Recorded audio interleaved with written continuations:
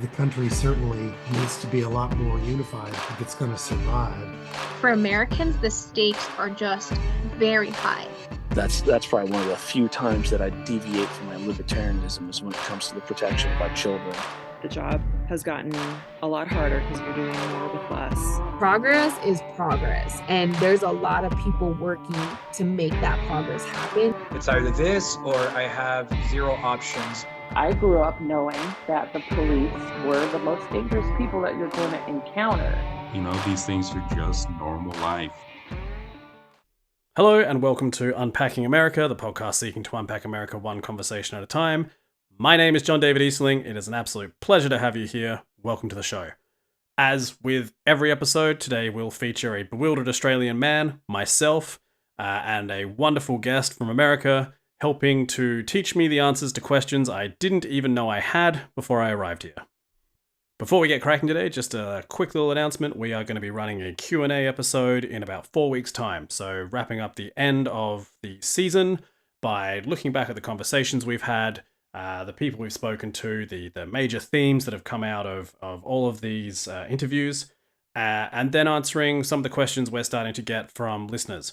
So if you've got a question you'd like to ask, or if you'd like to be involved in any way, the best way to get in contact with us is either direct email to unpackingamericapod@gmail.com, or just hit us up on Instagram. We're there on Unpacking America. We're very active on there, so by all means, just shoot us a direct message and we'll take you through the next steps. All right, jump into your favorite podcast listening spot, wherever that may be, and let's start unpacking a little bit more of America.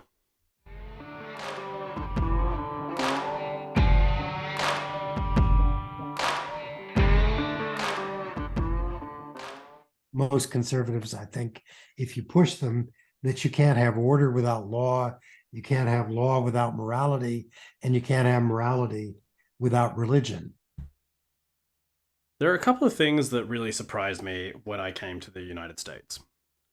One was how intensely different, sometimes adversarial, but definitely unique, the states of America actually are. And I say this as one voice in Australia, and I know others will not agree with me, but for me, apart from geographical differences, cultural differences between states are reasonably minor in Australia. The difference between someone from Victoria or New South Wales or Western Australia ostensively is not very much. But the difference between someone coming from Florida and someone coming from California, particularly the ride or die born and bred folk, is quite different. The other thing that really surprised me, that I certainly wasn't expecting, was just how deeply ingrained religion is to politics. And most specifically for me, in lawmaking and judgments. Because that's something that's new for me. It's not to say that we don't have religious leaders or religious politicians in Australia. Not to the degree that I've seen it here.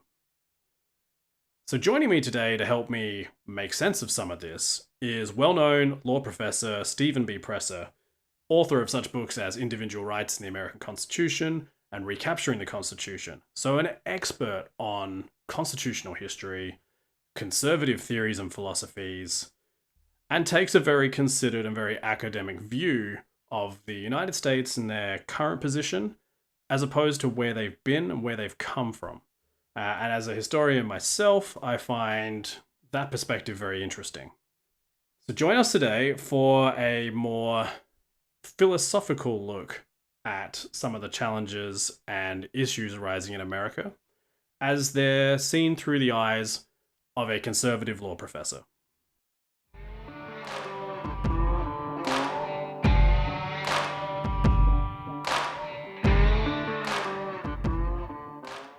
So I've got Stephen B. Presser sitting down with me today. Amazing wealth of knowledge on constitutional law, on states' rights, author, professor, conservative philosopher. The list is endless, and I am really looking forward to unpacking a lot of things with you today, sir. So thank you so much for joining me. Well, it's my pleasure, especially after that very kind introduction. So I do like to ask people, everybody who comes and joins me on the podcast, a little bit about where they grew up in the US and what growing up in the US was like for them. I suspected my growing up wasn't that different from anybody else in the middle class in America. I've moved around a little bit. I was born in Chattanooga, Tennessee, which is on the southern border of that state. And I moved at the age of 2, or rather, my parents took me to Northern Virginia near Washington, D.C., where my father worked for the Department of the Army as an engineer. I grew up in the Washington suburbs, left as soon as I could get out, and went to college in the Northeast. Stayed there for 4 years of college, 3 years of law school, worked for 3 more years. Oddly enough, came back to Washington, D.C., where I clerked for a federal judge for 1 year and worked with a very fancy Washington law firm for 2 years, and then began teaching first in New Jersey for 2 years, 1 year in Charlottesville, Virginia, and then 43 years in Chicago at Northwestern Law School, where I also taught undergraduates and at the business school. And I had 2 Fulbright sabbaticals where I went to London in order to study British and American legal history. And finally, at the end of my career, I had 1 year visiting at the University of Colorado. That was the whole thing. I've been retired for 3 years now. And must be enjoying it as well after a fairly phenomenal career. I mean, that's an enormous amount of prestigious universities and colleges that you've been affiliated with or taught at. Well, it's just your average law professor experience. It doesn't sound average to me, but I'll take your word for it. It's, I mean, it's been fun. Teaching law was a great alternative to practicing law. Did you ever practice? Yeah, I did. For those 2 years in Washington, D.C. And if I'm going to be honest, I was a consultant over the years, I guess for about 30 years, on an obscure topic called piercing the corporate veil, which is shareholder liability for corporate debts. And the sad truth was there's no money in legal history, which is what I taught for most of the time, legal and constitutional history. But there is an enormous amount of money in corporations. So I taught that and I consulted in that area. And the bottom line is that it enabled me to live in the style to which I wished to become accustomed, and did. I mean, you literally wrote the book on piercing the corporate veil, if I'm not mistaken. That's true. I was very lucky. Nobody had written a 1-volume treatise on it for 50 years, and I persuaded a publisher that we needed to fill the gap. And that made me visible in the area, and that led to a fair number of interesting litigation consulting jobs. And I can imagine the US being the godfather of capitalism in a lot of ways, that would have kept you very, very busy. It did. And as you, I'm sure, are aware, we are the most litigious society on planet Earth. And so it's very easy to make a living as a litigator or as an expert witness in cases. I mean, it's sad, we shouldn't be, but we have no established church, we have no aristocracy, and we turn to the law. And that means we spend a lot of time and money on legal disputes. But it's interesting you say that because, I mean, Australia doesn't have a, well, I mean, technically we're part of the Commonwealth, but the actual monarchy itself has no judicial role in the running of the country, and there's also no established church. So why do you think America is so much more litigious than other Western countries? I guess you got a bunch of strange people who are unsettled and unsure of what they ought to be doing, and as a result, they sue each other all the time. Is that a result of just sort of a cultural dissidence between people's neighbors, or is it something a little bit deeper where does it go into sort of education, or it's a very simple way of step on me and I'll sue you? Well, it's a great question. No one knows the answer, but I guess few people realize that the people in this country have been that way since the Puritans came over to Massachusetts in the early 17th century. Apparently, they sued each other at a prodigious rate, even back then. So we used to tend, maybe we still do, to settle all of our disputes in the courts, which I guess is a little better than civil wars, though we did have one great big one, and let's hope we're not headed for another. But the courts were an escape valve for us and remain so. So it sounds like it was almost culturally inherited from the original colonists coming over. I think it was. So it's interesting you mentioned civil war there as well, because I like to keep very active of what a lot of politicians are saying in the US. I also, it's weird, I will say, since moving here 2.5 years ago, I have cared so much more about listening to politicians and seeing what the Supreme Court is doing in the US than I ever did in my own country. If on self-reflection, it's because Australian politics is relatively stable and therefore very boring. American politics is exciting, and not necessarily in the good way, but it is very explosive. I think that's exactly correct. I mean, it may not surprise you, though, to learn that a fair number of us here think, well, if you have to move somewhere, maybe it would be Australia.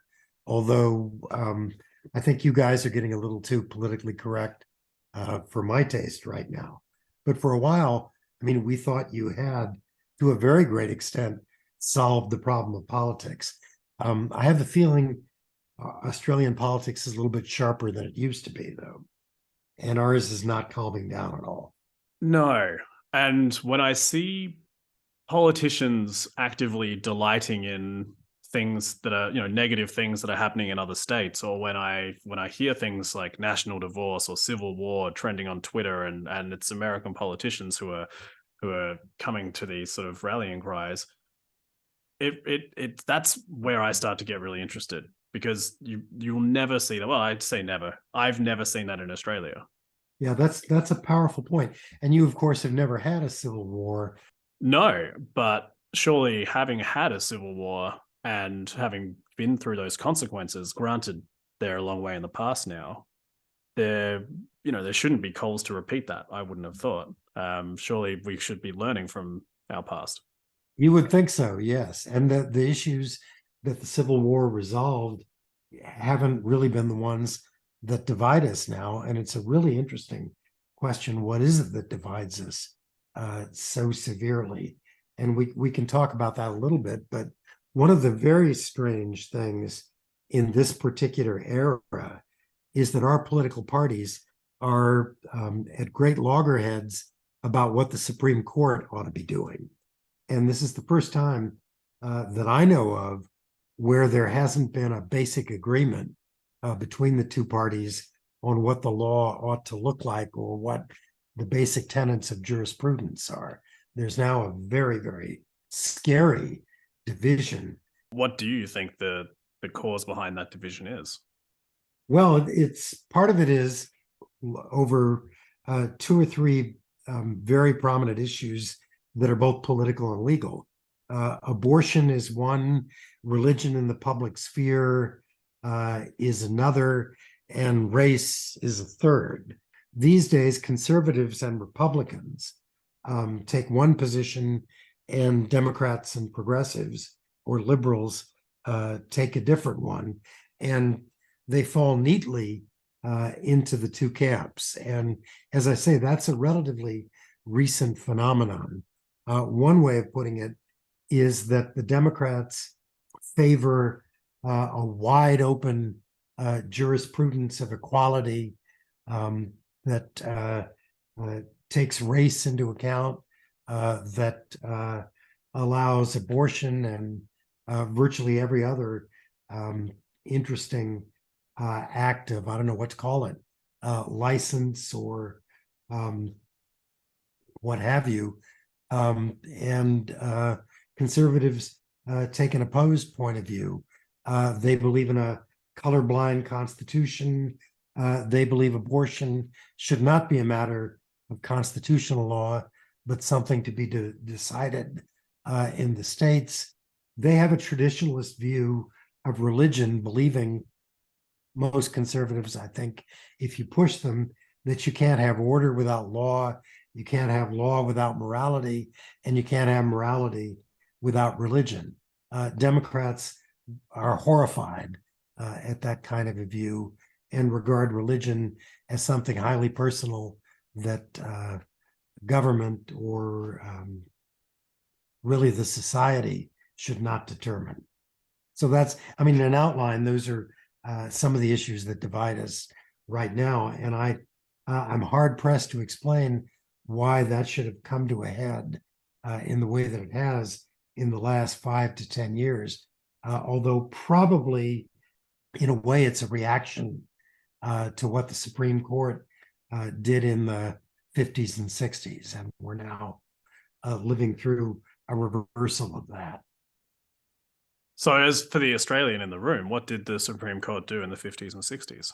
Well, it was principally the Warren Court, and that was when they had the first clear holdings that you couldn't have prayer or readings from the Bible in the public schools. That was the early 60s. Then in 1973, the Supreme Court decided that the Constitution guarantees women a right to have abortions before fetal viability.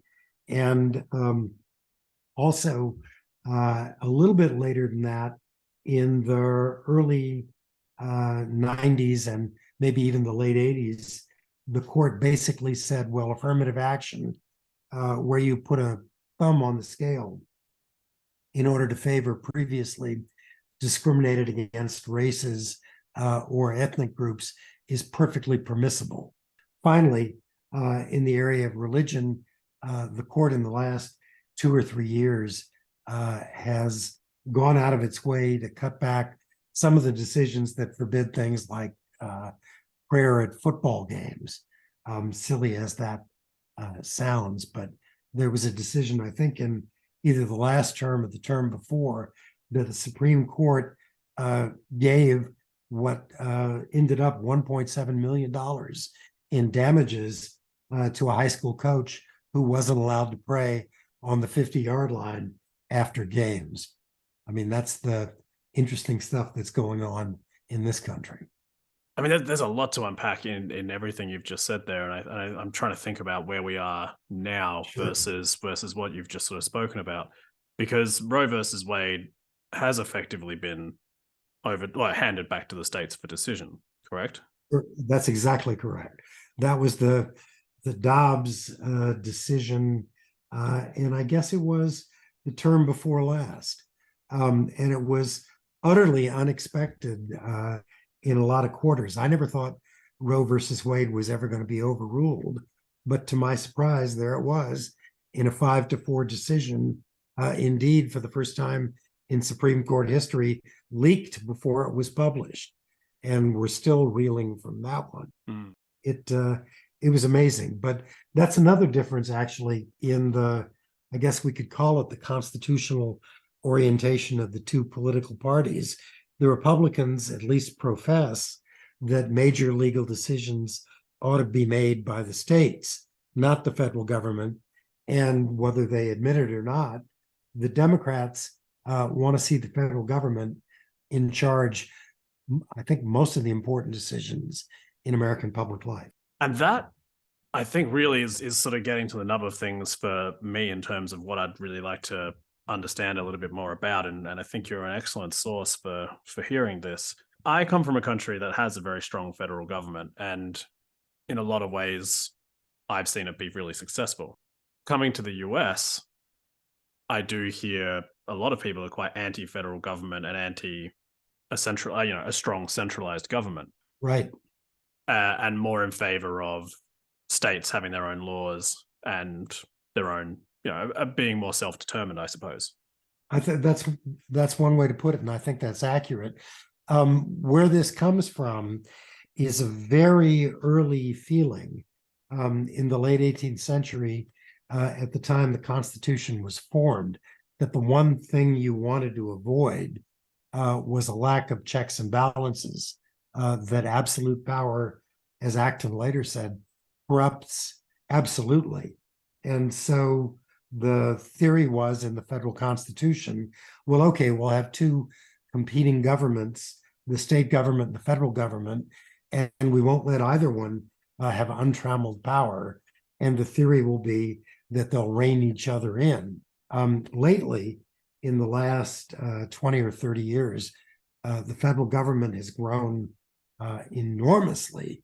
And I think what you're seeing with the reaction against the federal government is against that bureaucracy of a cornucopia of alphabet agencies like the SEC and the FCC and the Federal Reserve and you name it. The amount of power that the federal government wields and the federal government budget is just like nothing we've ever encountered in American history. And I think that there is an enormous amount of difficulty with that. Donald Trump's election is a sign of that phenomenon. That's the flashpoint in American politics. And you're absolutely right if you're perceiving concern about the federal government. It's there, and it's probably the most important thing going on in our politics. But what's the answer then? Like, as essentially a pared back or scaled down federal government? Well, I think so. I mean, it's got departments that we don't need, like the Department of Education, for one. It may well be that some of the investigative institutions like the FBI have become much, much too big and need to be pared back. So, yeah, I mean, to be a bit simplistic about it, it's time to turn back the clock a little bit and give a bit more power to state and local governments and the people in them, and to take it away from the federal government. But that's not also without its dangers as well. So in what I read and what I look at in terms of, you know, what we can and can't talk about in schools in different states, the way textbooks are being changed or the way certain books are being banned in certain states, you might, I mean, is your response to that that's just the will of the state and therefore that's okay? Well, that would be one response. I mean, another is, well, you can't make an omelet without cracking a few eggs. But I think the better explanation is the one that you offer, that when it comes to deciding on an educational system, the local authorities have a better grasp of what a state wants and needs than does the federal government. The genius of this country, in many ways, is that we have had a lot of regional and sometimes even state cultures. And to try to homogenize all of that, I think crushes something wonderful. The difficulty at the moment in some of the states and some of the things you're picking up are books that want to address critical race theory or the assertion that there are multiple genders out there, or other, I think, highly debatable matters that I think are better addressed at a local rather than a federal level. I mean, there's room for disagreement on that, but I think it works best that way. I mean, it was actually, you'll be familiar with this, Thomas Jefferson, who said that the best government is the one that governs least. And I think what you're seeing in the attempt to reduce the federal government is a realization that it governs much, much too much. But then you could have state governors that are governing much, much too much, could you not as well? Well, yes, but I think there are restraints. And the ability to remove state authorities is a lot easier than the ability to remove federal authorities. And grassroots movements to do that have always been much stronger at the state level than at the federal level. So if you really believe in democracy, I think you'd want to see a lot more power in the states and the localities and the people. It's an interesting point of view, and it's one I haven't heard articulated quite like that before, and I enjoy exploring this a little bit because coming to the US 2.5 years ago, and I've mentioned this on the podcast before, there are parts of the US that feel like it's at war with itself. And I'm not saying a civil war where people are picking up arms and marching across state lines, but there are some very fundamental cultural loggerheads that this country has reached or is reaching. And I only see those being increased as states become more isolated. Well, I can't say that that's not a risk or a phenomenon, but what worries me, as somebody who's been here for 74, 75, I guess 76 years now, is how we're losing our regional character. And as I say, I think that was something marvelous in the country.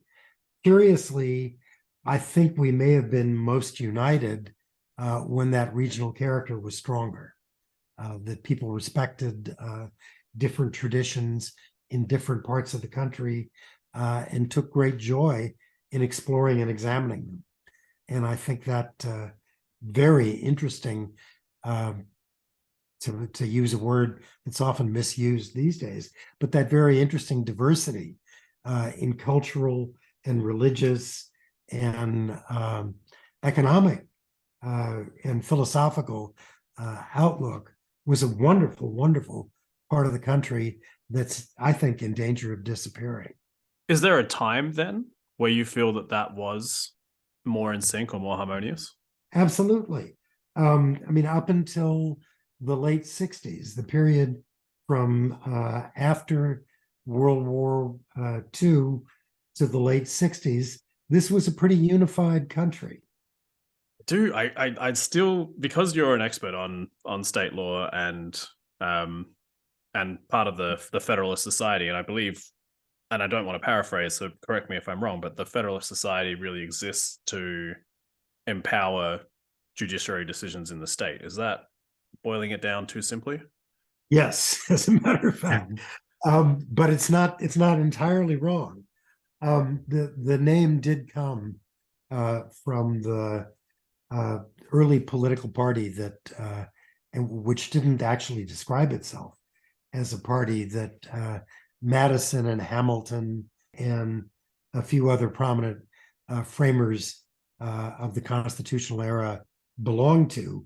And one of the prominent notions of that group was that you ought to have a powerful set of state governments to balance the federal government. Although, curiously, those early Federalists wanted a strong central government, and today's members of the Federalist Society would probably prefer a weakened federal government and stronger states.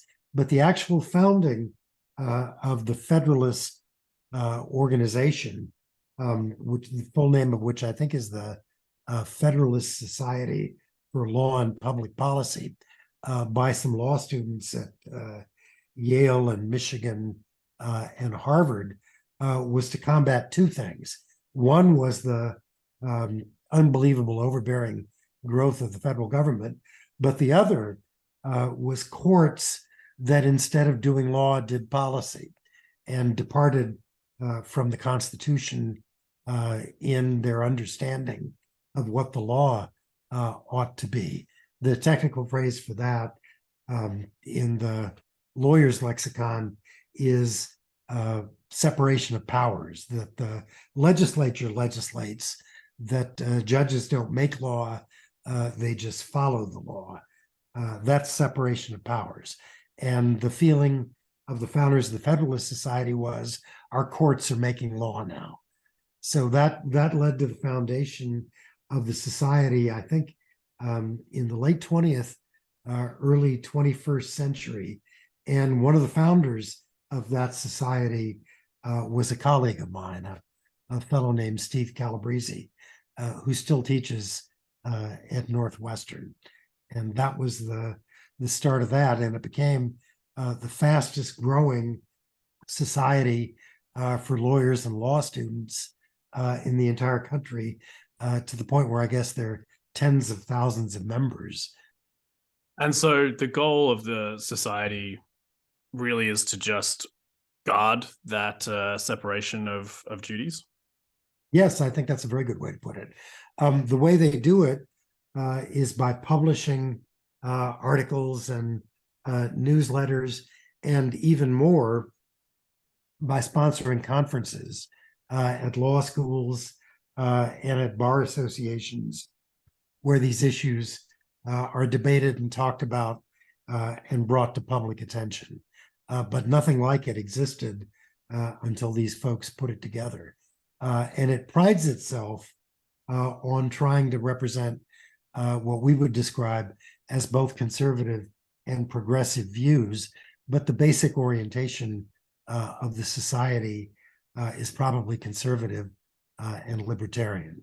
Of which I am increasingly of the opinion that libertarians and conservatives are very close bedfellows in a lot of ways. Well, in many ways they are, although libertarians, as the name implies, favor liberty to do whatever you want, and conservatives are more conservative when it comes to social issues. For a long time, conservatives, for example, resisted gay marriage, and the libertarians would have been for it. But there is a fair amount of agreement. That's been a divide, by the way, in Republican politics for quite some time between libertarians and conservatives. And when they can get along, the party can do very well. And when they split, there are enormous problems. Do you feel they're at a splitting point at the moment? Yeah, I think there's a lot of disagreement over social issues.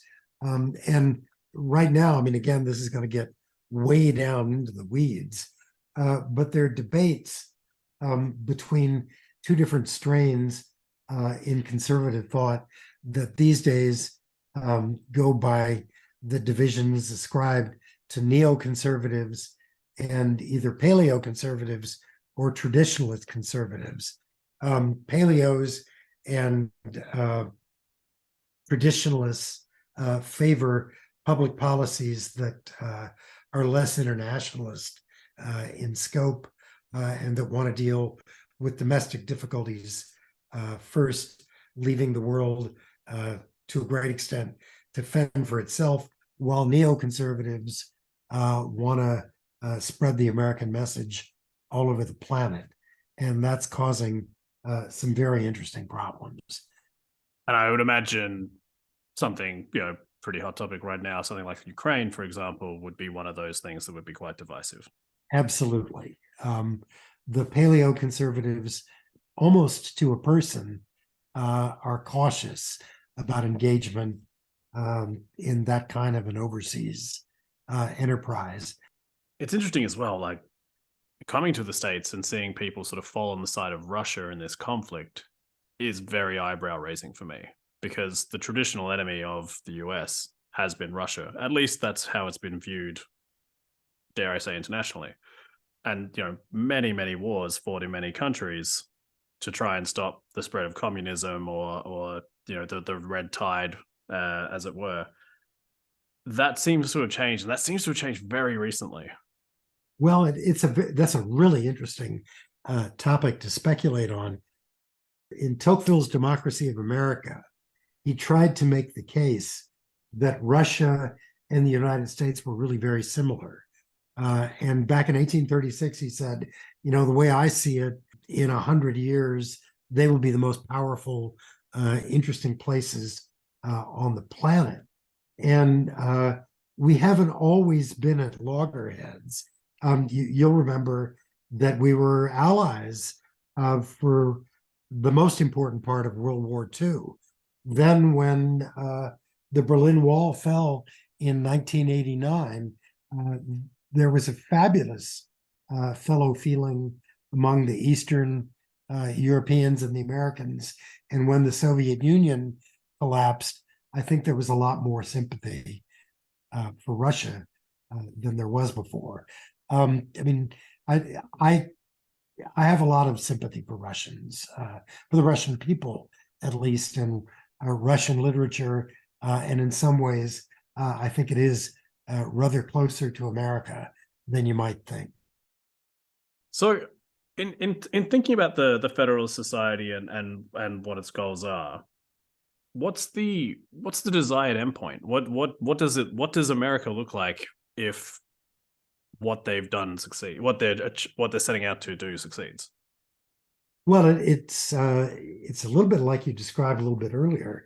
There would be more powerful state governments, decisions about marriage, about other family relationships, about education would be much more at the state and local level.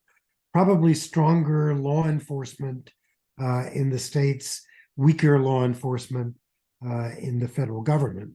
In other words, it would look much more like the America of the 1950s than the America today. Would you expect there to be a lot of migration then? Yes, I'm not. I can't say I'm utterly sanguine about the effect of that. A friend of mine, guy by the name of F.H. Buckley, who teaches at the Scalia Law School in Arlington, Virginia, has flat out published a book called American Secession, in which he basically predicts there's something like a 50% likelihood that the country would actually split into different nations as a result of that kind of migration and change. And I don't know if it would come to that, but even if we did split into 3 or 4 countries, they'd still be among the most economically successful and powerful on the planet. And who knows, maybe bits and pieces of Canada would split and join bits and pieces of the United States. I'm sure the Canadian federal government would have something to say about that. Well, But quite possibly. And, we'd extend a warm hand to Australia and New Zealand as well, I'm sure. well, I grew up, Australia, they used to refer to themselves as the 51st state during post World War II and around the Cold War era. So a lot of my grandparents and my parents' era really grew up with a very close association to the US. That being said, again, I think it'd be I think if Australia was to accept a warm welcome hand, there'd be it would be an interesting conversation. Yes, I advance that semi-facetiously, but always. Of course, things are pretty good in Australia at the moment, so I don't know how prepared they'd be to give that up. It's interesting that I really do think I'm starting to appreciate a little bit more about what you're talking about, almost where states become a very I don't want to use the dramatic, but perhaps an amplified version of their individual culture. I do see that as being not necessarily risky, but definitely adverse to people who don't fit in with that culture, though. Well, that's correct. And toleration has always been a fairly big part of the American character, but sometimes it hasn't been. So we'll see what happens. But as I say, I think the strength of the country has been a lot of diversity in culture.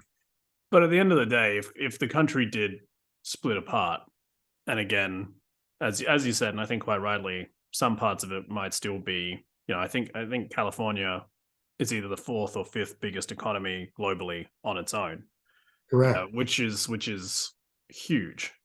But I do see there being all sorts of issues with borders, with security, with where are all the nukes, all that. So there's so many things to think about when we start talking about petitioning up the US. That no, absolutely correct. The difficulties would be great, and you'd have something like the phenomenon that you had when the Soviet Union broke up, I guess, as to where everything goes. And it's probably unlikely that something like that will happen. But it's not impossible, and the country certainly needs to be a lot more unified if it's going to survive. than it is now. What do you see as the major barriers to I guess that reconciliation, or I guess people getting on the same page?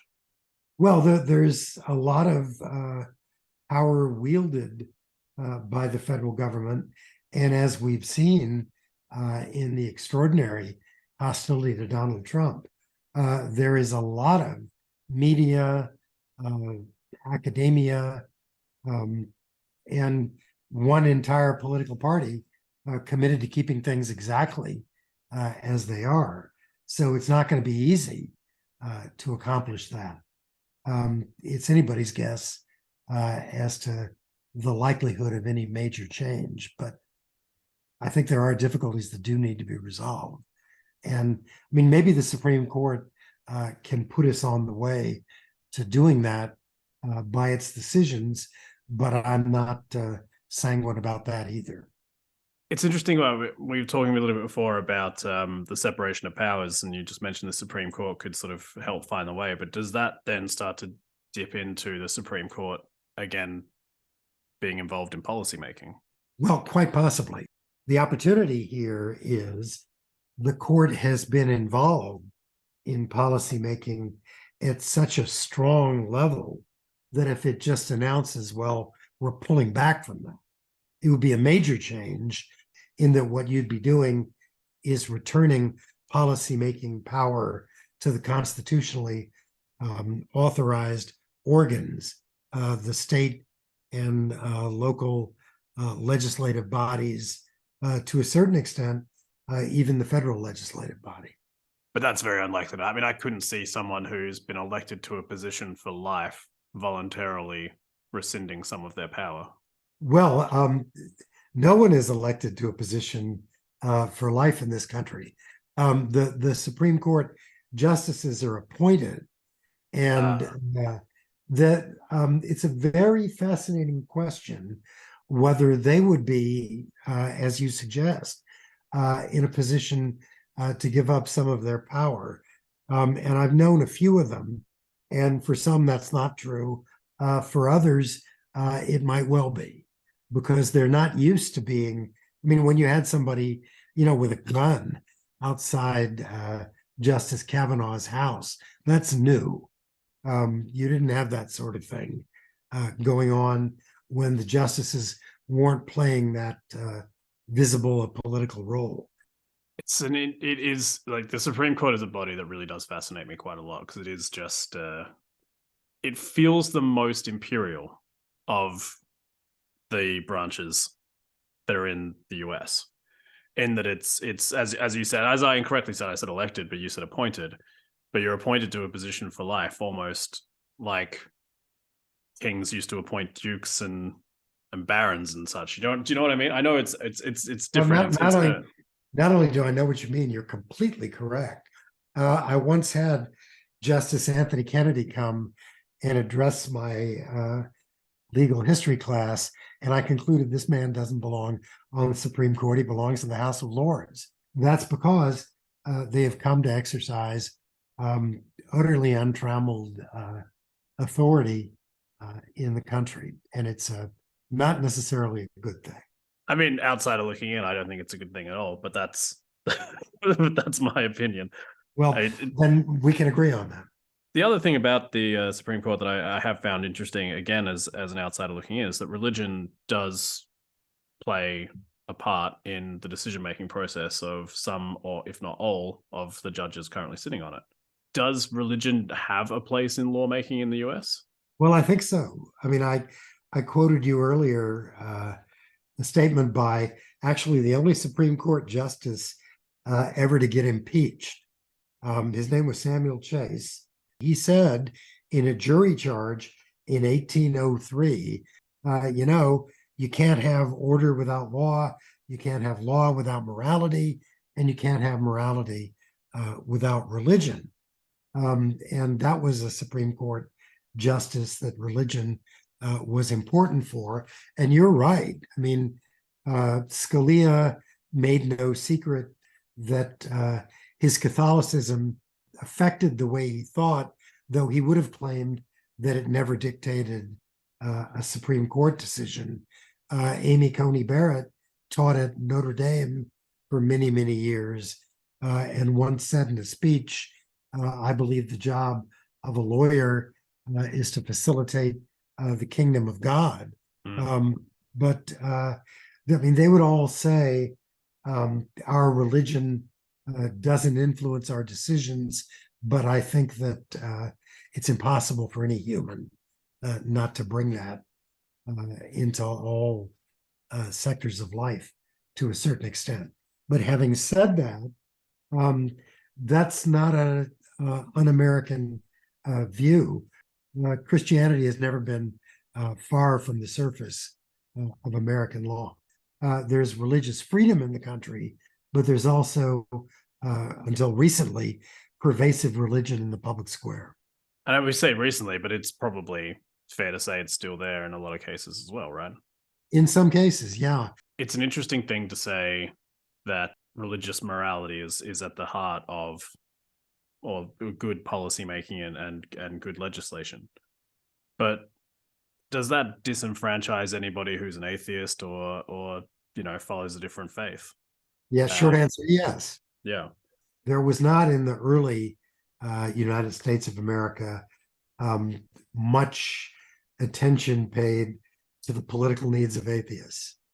I think the almost universally accepted view would be you're free to practice what you want, but we're skeptical in some quarters about whether if your law isn't grounded in morality and religion, it's going to be successful in the long run. And that certainly disenfranchises anybody who doesn't follow a Christian faith. Well, we haven't said you can't vote. That would be to disenfranchise you. But I mean, it is saying you don't have the moral compass to participate in lawmaking. I mean, unless you pass a piece of legislation that says you can't serve in the legislature, you haven't been prevented from doing that either. I mean, all you've done is, I guess, isolated somebody culturally. But I mean, there are ways back from that. I mean, I don't mean to sound harsh, but the idea you raised of moving to a community in which you're more comfortable is certainly an option. Yeah, and I think that's kind of where I keep coming back to as you and I keep talking, that really to get to this state of more isolated states and perhaps more conservative principles in the US as part of day-to-day life would mean people are going to move to parts where there are, if you're gay, you're probably not going to stay in a place that has a law that says don't say gay. If you're an atheist, you're probably not going to stay in a place that has very fundamental Christian legislation coming in, because why on earth would you? But I do think that it's hard to disagree with that, of course. Yeah, but that also then, what if that person has roots there for 5 generations? That's that, or what if they're too poor to just up and leave? It creates, and we talked about flashpoints earlier, but I think that's one way that resentment can be fostered in a way, by taking isolated people and saying, well, if you don't like it, go somewhere else. Yeah, I mean, that's correct. And but chances are, if you have the poverty problem is a tougher one. I mean, we'll have to think about that and what you do about that. But the other one, where you have deep roots in the community, is all right. Then fine, try to convince your fellows to believe that the way that you do. I don't know. It seems to be, I don't know, like what does this ideal conservative society look like? I mean, as I indicated before, probably like America in the 1950s. But I mean, I don't want to sound like a utopian. I mean, I think what the society looks like is a much richer and varied tapestry than we have now.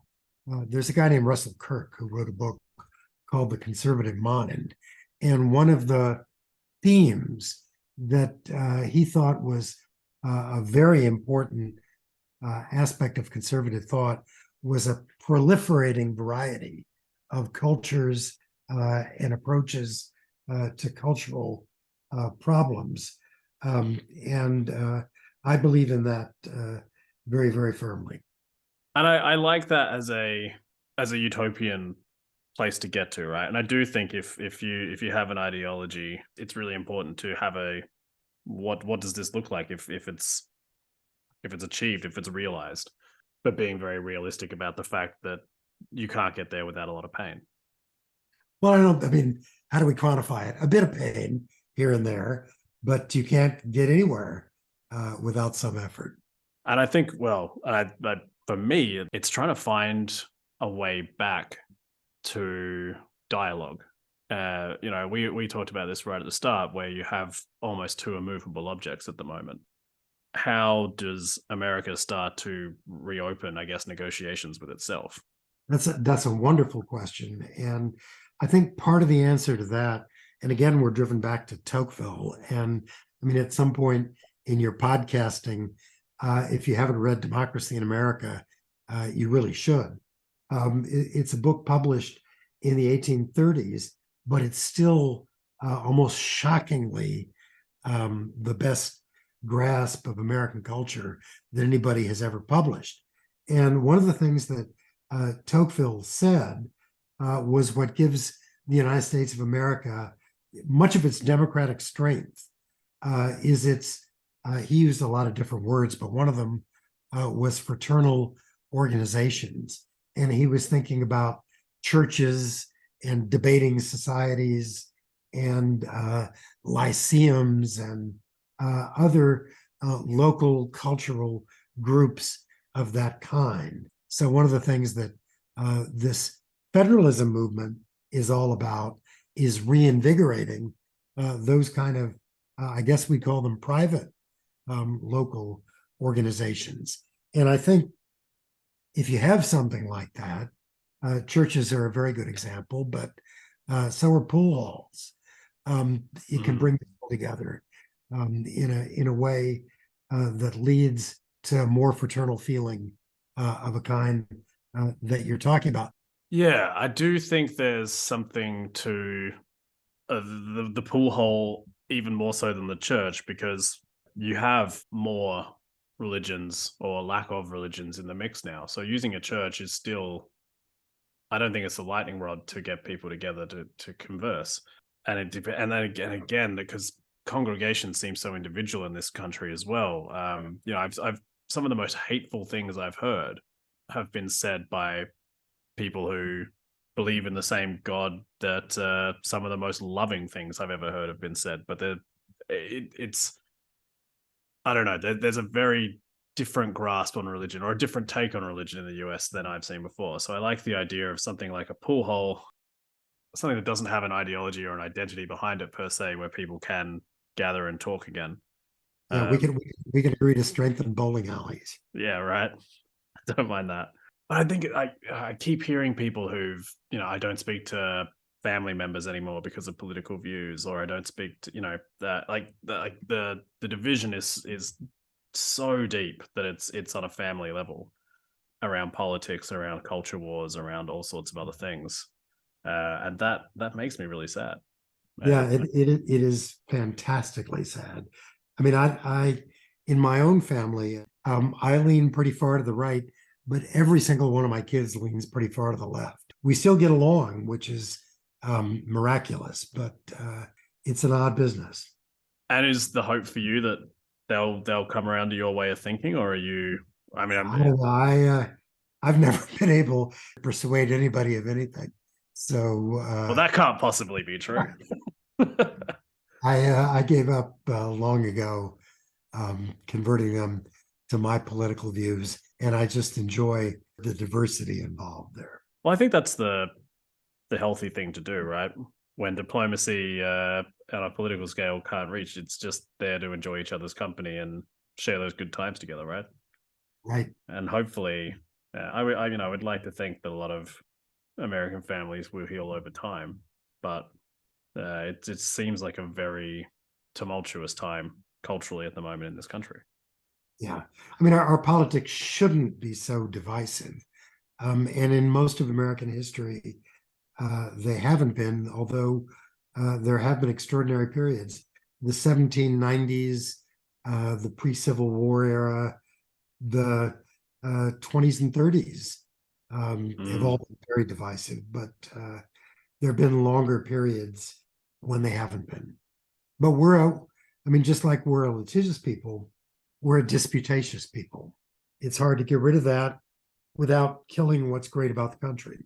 As someone who's really passionate about states having more autonomy, are there times where you look at that and think, oh, maybe that's not necessarily a good thing? I mean, there are individual instances of misbehavior by state government. I guess I'm a huge believer in localism and local institutions, and a huge fear of a powerful central government. So, if I may, like, where does that fear of a powerful central government come from? Like, when do you think you first saw that as a threat? Yeah. When did the symptoms begin to manifest themselves? Right, yeah, essentially.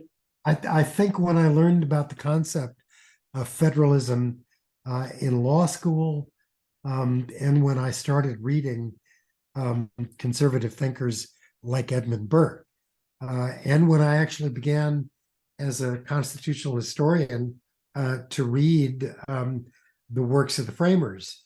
And when you look at all of that, you walk away from it with a notion that these are thinkers who understand that inevitably, if you give a government too much power, it'll abuse it. And so to diffuse that power seems like the greatest political need. I guess my biggest thing I'll grapple with is looking at what, things like, you have states right now that are re-examining age of consent or child labor laws, or things that I personally find really abhorrent, right? Like things that, I don't think these are things that should be being re-looked at. Do you end up with just 50 little fiefdoms that are run sort of at the whims of people who are just as corrupt as they would have been if they were in federal positions? That's a good question, isn't it? The theory of the Federalist Papers and of the founding era is it's probably easier to control local and state politicians than to control federal ones.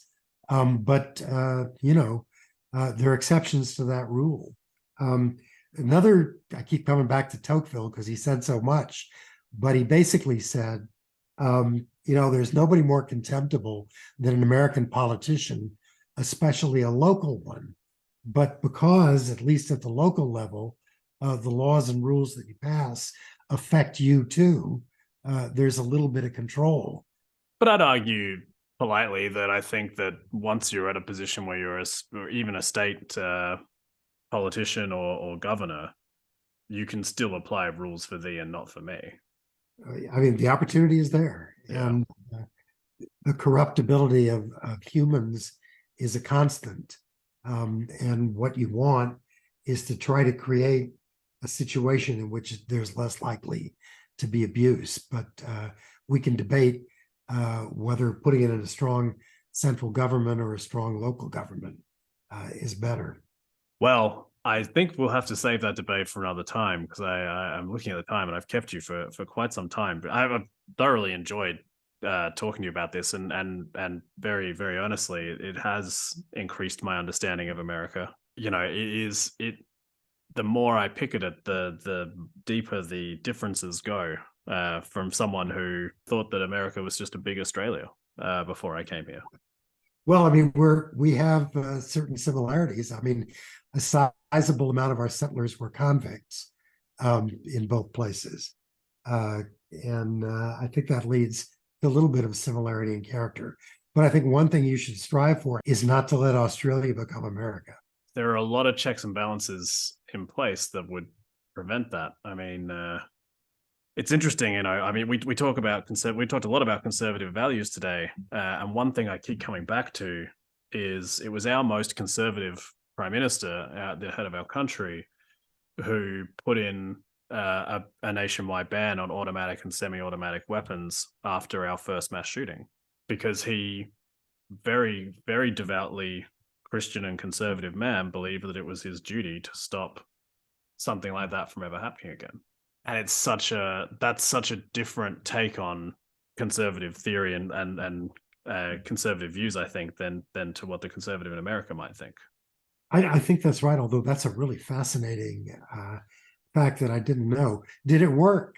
Yeah, we never had another mass shooting. So, Isn't you know, that bad? I think there's this interesting thing about what is conservative and what is government overreach, because some of the best things that have happened in Australia have happened out of what in America would be called government overreach, certainly. And also what a lot of people are attributing to the liberals or the left having as an agenda have been enacted by the right in Australia. Yeah, that's utterly fascinating. The experience in this country, as you probably know, is gun control doesn't work. And I think the one of the strains here, of course, is the Second Amendment that prohibits the barring, at least as the Supreme Court has interpreted the barring of individual ownership of firearms. But that does come from a time when you had local militias and when the fear was without an armed citizenry, you couldn't remain independent of foreign governments. The equation is certainly altered since then, but I think the reality is that gun control in the places where it's been tried in this country hasn't worked terribly well. I think it's been tried half-heartedly, and I think in the instances that I've seen, but I also don't think there's never been a nationwide decision to make it. I also think, I mean, guns are so intrinsically woven into American culture, and even I think about how many jobs there are in creating ammunition or creating firearms. It's a full multi-billion-dollar industry here. You can't just remove it overnight without removing thousands, probably tens of thousands of people's jobs and livelihoods, and without even getting into the dangers that I think police or government officials would have in trying to collect those firearms from people. All of those are fair points. There is a gun culture here that I think regards itself as benevolent. Sportsmen and marksmen and others who'd be reluctant to give up their firearms. And this is the thing. So I keep saying this as when people say, "Oh, you can't have a gun in Australia." That's not true. You absolutely can have a gun. You can have a rifle. You can have a sidearm. You can have a shotgun. You can't have an automatic or semi-automatic weapon. I mean, my guess is if I believed that a ban on semi-automatic weapons was enforceable, I'd probably be in favor of it. Yeah. So that you and I might agree on that. And I agree that I don't think it is enforceable in the US in the current climate. And I don't know. I don't have an answer for what would change. But I do know that I come from a country where it was enforced after one massacre and we never had another massacre. I think that's fabulous. Yeah, I agree. Oh, sad point to end it on. So I always like to end somewhere positive with the podcast, and I love to ask each participant, what's something about America you think that everybody either living in America or visiting America needs to go out and experience? I'd say the richness of we've spoken about it, regional cultures, that you can't just go to New York, and you can't just go to Florida, and you can't just go to California, but you should spend some time in Tennessee and North Carolina and Maine and other places that are out of the way, where you can get a feel for the cultural diversity of the country. Well, Stephen, thank you so much for your time today. I've really appreciated it, and honestly, I have so many more questions, but I think I need to just. I'm sure we may continue these conversations offline, I dare say. But I've really enjoyed your perspective, your point of view, and your knowledge on things that I've never even really considered before. Been a pleasure.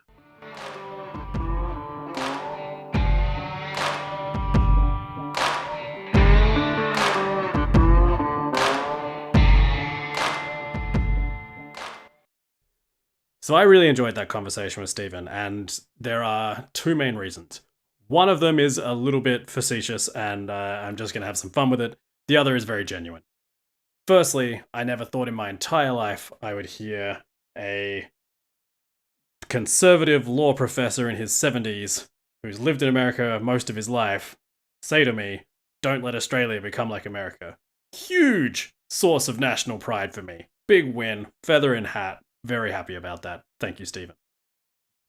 On a more serious note, what I really enjoyed about this conversation was the ability for me to ask a lot of questions, the ability to challenge and to be challenged, and to find mutual ground we both agreed we could agree on, and areas where we know that we're going to have personal differences. And that is something that I think needs to come back into mainstream American life. Now, whether that is in a church setting, a bowling alley, a debating club, wherever it may be, that ability to reopen up to each other, or as I put it, I think, to reopen negotiations with yourselves, needs to come back. And almost as if I'd planned it, that is a lovely segue into next week's episode. I'll be sitting down with a young woman studying culture war in America and finding solutions to how the left and the right start to talk to each other again. So I really hope you'll join me for that one as well. Until then, I have been John David Eastling. This has been Unpacking America. You have been excellent for listening. Thank you very, very much. Have a wonderful day.